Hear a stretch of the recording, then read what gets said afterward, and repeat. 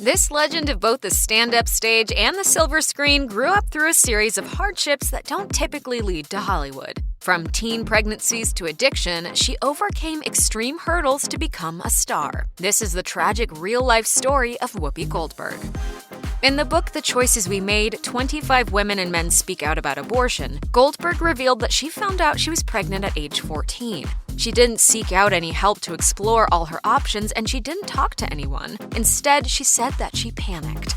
In an act of desperation, she attempted a bunch of harmful methods in order to terminate the pregnancy. In the end, those methods only made her, quote, violently ill, so she resorted to a drastic and potentially fatal method to end the pregnancy. The following year, at the age of 15, she got pregnant again, but was able to obtain a safer termination to that pregnancy at Planned Parenthood, thanks to recent legislation that made abortion legal in New York. Goldberg isn't proud of her actions. That's why to this day, she's a strong pro-choice and legal abortion proponent. You shouldn't be beating them up because they've had to make this terrible decision. And it's not your business. It's not your business that they had to make the decision.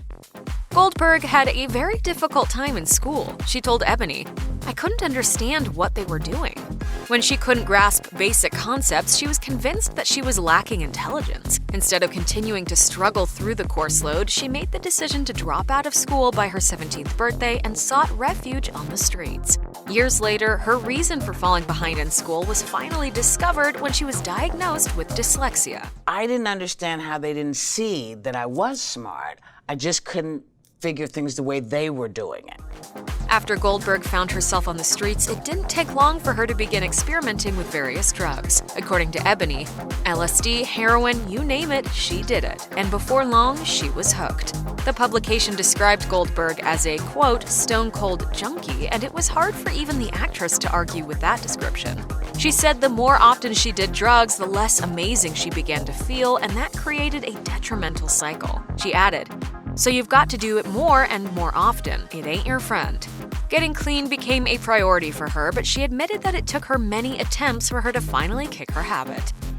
While on the set of Made in America, Goldberg fell hard for her co-star Ted Danson. The problem was, Danson was married to Casey Coates at the time. According to People, Coates suffered a stroke in 1979 while giving birth to their daughter. The publication explained, "Miraculously, the baby was healthy, but Casey's left side was totally paralyzed."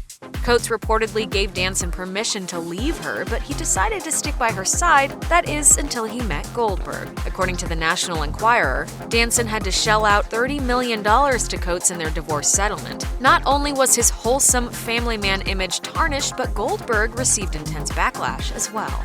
According to HuffPost, they broke up after a year of dating, but the stigma of being Danson's mistress followed Goldberg. During an interview with the Orlando Sentinel, Goldberg rattled off some of the words that have been used to describe her, saying, "I'm an anti-Semite, I'm a bigot, I'm a disgrace to my race, I'm a disgrace to women, I'm a homewrecker, I've slept with everyone in Hollywood."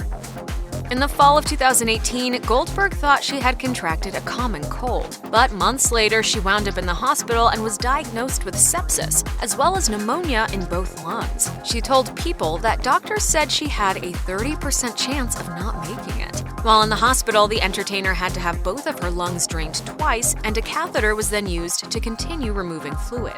After taking 6 weeks off from The View, Goldberg made her triumphant return in March 2019, but she still wasn't back to her normal self. The scariest moment was hearing my doctor say to me, "You do realize how close to death you are." As she told People, "It really took me down, but I'm getting there." Goldberg said she's grateful to be alive, and we're so happy she's okay too. Check out one of our newest videos right here. Plus, even more Nicki Swift videos about your favorite celebs are coming soon. Subscribe to our YouTube channel and hit the bell so you don't miss a single one.